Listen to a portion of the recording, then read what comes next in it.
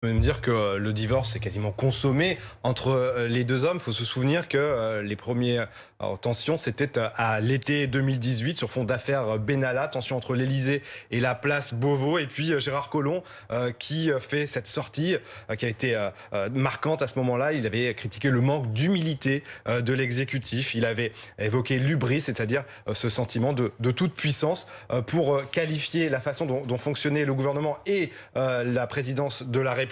Et puis ensuite, il avait quitté le gouvernement pour rejoindre Lyon et tenter de reconquérir sa mairie. Ça n'a pas fonctionné et ça ne fonctionnera pas puisque l'ancien maire de Lyon n'a fait que 16,5% au premier tour. Et là, il vient de passer cette alliance avec la droite. Il retire sa candidature pour la métropole et il laisse passer devant lui un sénateur des Républicains. Il a pactisé avec Laurent Wauquiez qui, au début du quinquennat, ne mâchait pas ses mots à l'encontre d'Emmanuel Macron. C'est donc une rupture avec la République En Marche qui retire son investiture à Gérard Collomb. Et on peut dire que c'est la fin d'une histoire importante pour Emmanuel Macron puisque Gérard Collomb avait été l'un de ses principaux soutiens en 2017. Il avait été un des fers de lance de sa campagne. Il avait beaucoup aidé. Et là, entre les deux hommes, c'est terminé.